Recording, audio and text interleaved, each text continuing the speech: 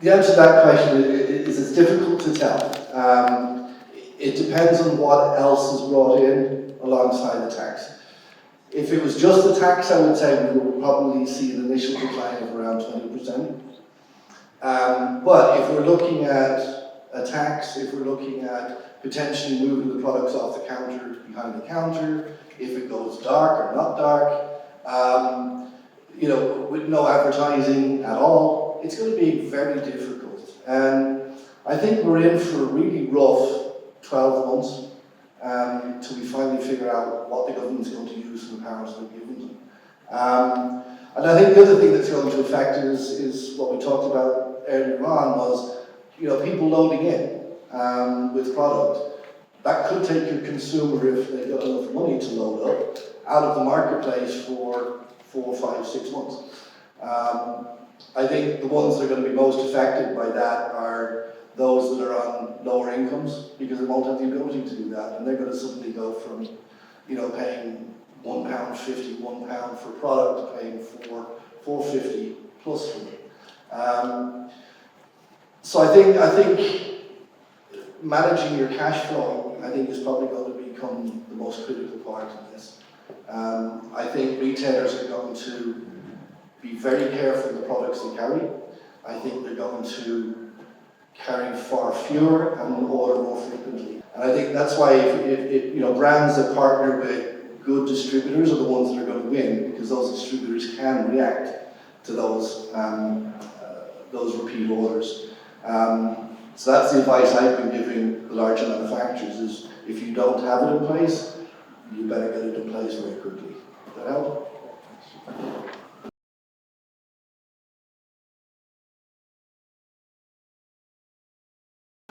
I think it's going to change a lot. I think short fills are dead. You know, the products will go from, you know, 11 to 15 pounds to 30 plus pounds. That portion is going to be dead. But the reality is still the same. If you look at it from a cost per puff basis, open tank systems are always going to be cheaper. I think the disposable products and even these new rechargeable products, to me, they've always been the products that get people into the category. I think what you'll find is consumers will start doing the math on their usage. And I think overall, I think liquids will win, but it'll take a little bit of time to get there. Closed pod 2.0 devices, because the impact of the tax is so small, I think they're going to do particularly well. I think open pod 2.0 devices will probably do quite well as well. I also think that you will see reformatting, because this is about shelf presence. And I think that where we've got 10 plus 2s in the market at the moment, you're likely to see 10 plus 4s coming through, or 10 plus 6s, so they're reducing the tax liability that's on the product, so when it's presented on the shelf, the product looks cheaper. I've also heard some people talking about reducing the amount of liquid in a 10 ml bottle, so reducing that down from 10 ml to say 5 ml in a bottle, and selling it that way, because then you've still got the shelf presence, but obviously there's a significantly reduced cost. So I think that we're going to see that. And I think I'd also agree with that. The advantage, I think, of those smaller packages as well is it's going to bring your customers into your store more often. So again, there's an opportunity to upsell them on new hardware and other products as well. Just on the back of that, one for Angelo, what we just looked about and talked about in regards to reducing the amount of liquid in there to bring the cost down for the consumer. Is that something that you're already thinking about, or are you now thinking about it?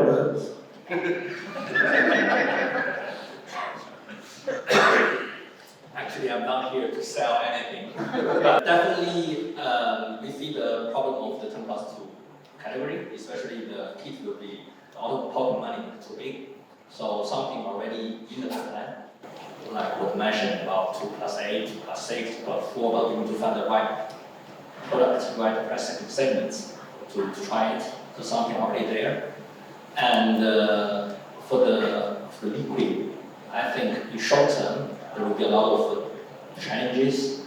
Something I mentioned in my presentation, even for the wholesale, the margin is very difficult if the velocity of the rotation is not high. But in longer term, it's still the most cost-efficient category, right? Even in Germany, we see liquid still surviving. So it's still be there, but it takes some time. Next 1 year could be a turbulence, especially for some players selling 1 pump liquid would be not possible to sustain. But we will find a solution. The industry will find a solution. Yeah, I think the biggest challenge is going to be new brands trying to enter the market. I think it's going to become extremely difficult for them. If you're not able to advertise, if you're not able to communicate with your consumers, if you're not able to convince a retailer to give you shelf space, because why would they, you know? I think that's where brands that are already established are really going to kind of flourish in this new market. And I think less competition makes it easier for wholesalers and the products they carry, easier for the retailers and products as they start, because they know the consumers' demand is there. Not too many people use it. The black market is what bothers me. So as a independent retailer. In 35 years, I've seen my purchases of tobacco and number of sticks drop to probably 10% of what it was 35 years ago. We're all sat here because we want to learn about being compliant. My concern is the growth that will be there and admit is there to black market, because 90% of smokers have not given up smoking nor moved to vaping. They're simply buying it on the black market. I've seen it in front of my eyes. I've gone to a local club to book a kids' party in, and customers used to buy tobacco from me, handed cash over to a person in the club for tobacco. And this is one of the arguments that we've made to the health ministers, is that, you know, when they were talking about the vaping duty, they're going, yeah, but don't worry, we're raising the prices of cigarettes as well. I said, the people who are buying these low-end vape products are not buying duty-paid cigarettes, they're buying black market tobacco or rolling tobacco. So that argument isn't going to work. I think with the vape industry, we already have a huge black market. 30%, 35% of our market is grey. I think that will go down because the current enforcement and the enforcement parameters that Trading Standards work in are really difficult. It's a very, very hard job to do. That all changes on day one of the tax. How successful that will be, we won't know until revenue start doing their thing. All of the conversations I've had with the revenue teams, they are geared up for this. They reckon with the amount of staff that they're putting in place, they won't make a profit for about 3 years. That's how much resources they're putting behind it. When it comes to enforcement as well, particularly this sector, never before have the agencies come together as they have do now.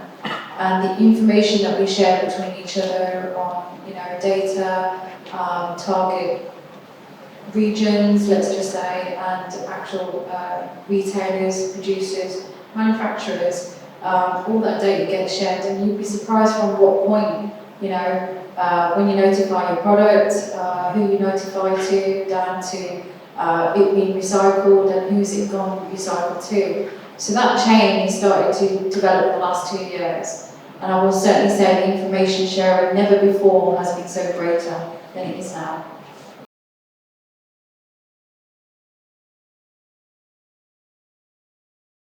I think I alluded to that earlier in the respect that you need to be talking to your Aquavape representative now, because you can't continue to buy stock at the same rate and expect us to take it back because you don't want to change it. You have a responsibility to balance your business, whether or not you are going to be compliant or competitive. But we also have the same responsibility, and it can't be, I want to be competitive and I expect you as the distributor to absorb that, because the margins aren't there for us to do it. So the key for that is to work with us to make sure that the transition works smoothly so that we can all be profitable and everybody can be compliant.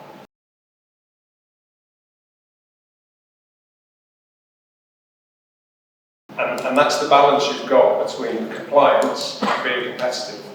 And you know, it's almost spinning the wheel a little bit in terms of the roulette wheel to say, how far down the line, logistically, can you push that in order to, one, sell stock through? Because if you should be buying stock at a rate that you know you're going to sell it before the end of that period. And you should be managing your range now based on what's fast and what's slow. So there is a responsibility for everybody. As a business, I look at the number of individual SKUs that we sell every single month. Believe it or not, last month there were 5,300. We are currently going through an operation where we reduce that SKU because we cannot continue to hold that many SKUs and be reactive enough to be able to continue to fill needs when it becomes MBD, etc., as we move through any part. And we go through a period of having to purchase more stock than we would normally this year, because we need to have it in, if you want to go through till January or February, we need to buy that stock this year and have it in our warehouse by the end of September. So we need space in the warehouse for that. We're going to have to be bringing in the same product but a different pack and a different barcode, so that we can, different customers will transition at different times. So there are pressures on your business, there are also pressures on our business, so working together sooner to make sure that we transition in a way that suits everybody is the best way forward. And I can't say, yes, we'll take it back, because that's unreasonable for me to do that. What I'll say is, you need to be showing us that you're taking reasonable steps to manage your stock for us to agree to support you, because we obviously have an amount of additional overheads, particularly cash flow, because we're buying stock in extra to fulfill people's needs going into 2027.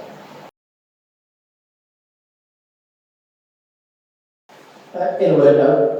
We can't supply you the duty stamp, you to fix the duty stamp. But there is a consideration, I can't talk for Aquavape if they've been doing this, but I do know that some wholesalers have considered setting up their own customs warehouse so that they, and Vape approval, so that they can actually purchase the product from the manufacturer in duty suspense, and then they can apply the stamp before it is released, and that is a consideration.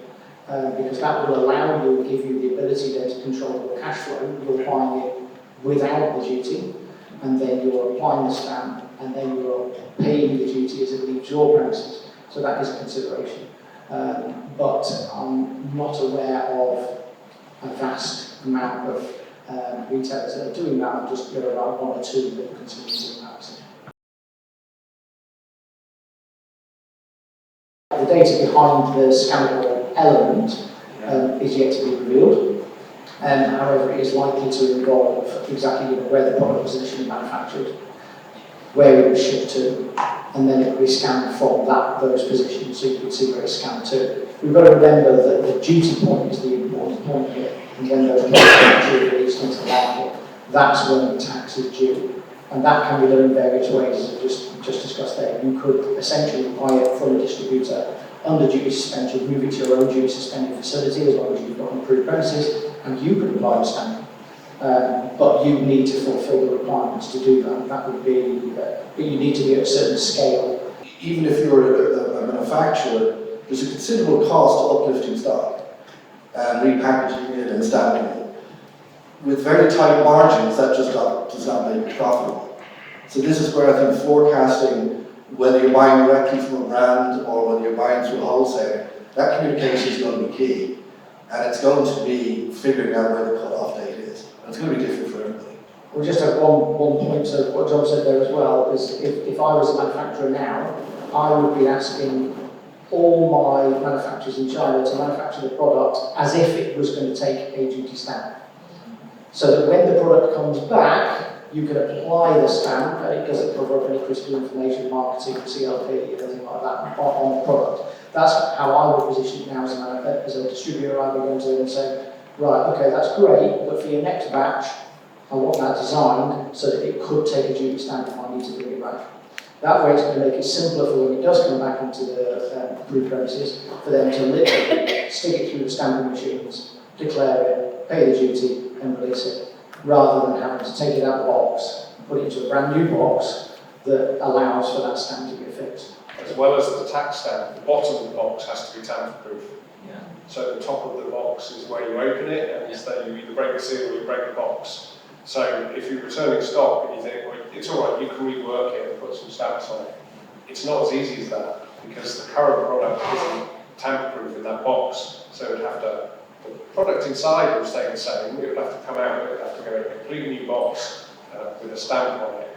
And actually, from a distributor point of view, it's just not financially viable for us to do that. So stock needs to be sold through or destroyed, effectively.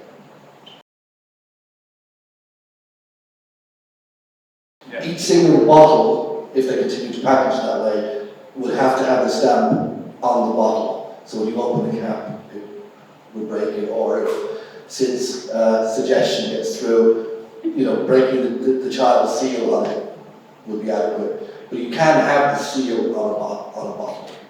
So from a manufacturer perspective, actually from April this year, all of the products imported to the UK will use new packaging, which is same as what will be required after tax. Glue the bottom and have the space for the stamp.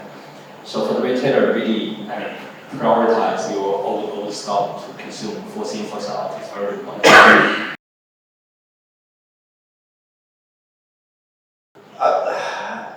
I've been cautious on that one. The conversations that I've had with senior staff have been quite positive in a way. The problem with the UK government versus other governments that have brought in bans is the UK is a success story. You know, if we look at Stop to Swap, for instance, the government is harping on about how successful that was. And deep in there, they talk about how important flavours were to that success. So, if I'm the health minister and I'm looking at, well, do I come down hard on flavours? Well, how can I do that when it's so successful? What I do think they will do is they will come down hard on flavour names. So, candy floss, all of that stuff, that will be gone. So, if it's mint, it's mint. If it's berry, it's berry. On packaging, I am hoping that because of such a misperception about the relative risks of vape, that they won't say, well, it has to be the same packaging as cigarettes, because that just reinforces it. Even Action for Smoking on Health, which are pushing for the plain NER packaging, really have highlighted that is a huge issue. It's easy for us to say to the government, listen, we get it, colours you don't like, and crazy cartoons you don't like. We don't like them either, right? Because it's caused this problem. If they turn around and say, right, you can have your logo, you can have your name of your flavour, but the printing's got to be bland, right? It's got to be black and white printing or whatever like that.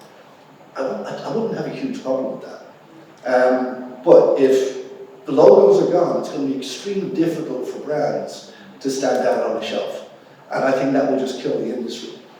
The government doesn't want to kill the industry. The government wants this, they want to get their headline. We've saved the children, we've done all of this thing, we've come down really hard on the industry.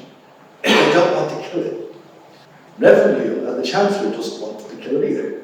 So one of the strategies we're adopting is putting a little bug in the Chancellor's ear to say, listen, you need to watch your health department, because if they mess up on this stuff, you're not getting your money. So let them fight.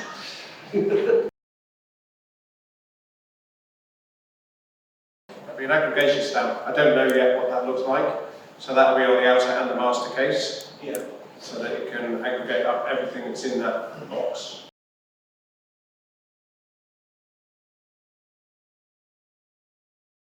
So HMRC have got a limited budget, you're not surprised, to be able to put this out in the public domain. They have released several pieces of media with regards to getting it out to industry at this point. And there is some media, I think, that they are preparing for consumers, but don't expect to see it on BBC. I think it will probably go through social media and gov.uk and things like that. Yeah. No, I don't think there's anything that would prohibit you from producing something that markets the fact that products are duty paid, or when the duty comes in, and buy your duty-free product now. I don't think would be anything that prohibits you from doing that. specifically. And what I would say is to just tread carefully and make sure that anything you do put on that isn't brand specific, particularly when the tobacco and vape bill kicks in, because then you would be done for advertising vaping products. So you would have to be very careful about how you position that. Thank you. Yeah, I know the new Nicotine Alliance, which represents consumers, have kicked off a website this week, kind of challenging the tax itself. I don't think it's going to be successful, but they're raising awareness because I think most consumers have no idea this is coming. But I think if you're going to do something like that, you may want to encourage your consumers to talk to their MD and say, listen, this isn't probably the best idea. I don't think it'll change it, but at least it'll get that people talking about it and word of mouth. But I think it's a great idea pointing the finger at exactly who's doing this. I think in terms of the tobacco price listing and font size and everything, rigged in sort of direct response to your question, there's nothing that we're currently aware of that would restrict you highlighting the price of product post or pre-implementation of duty paid product.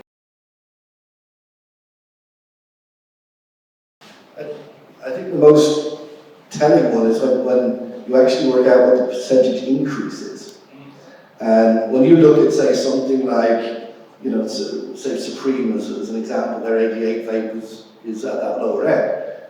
Their percentage increase is just massive, versus a liquid that costs maybe £2 or £3.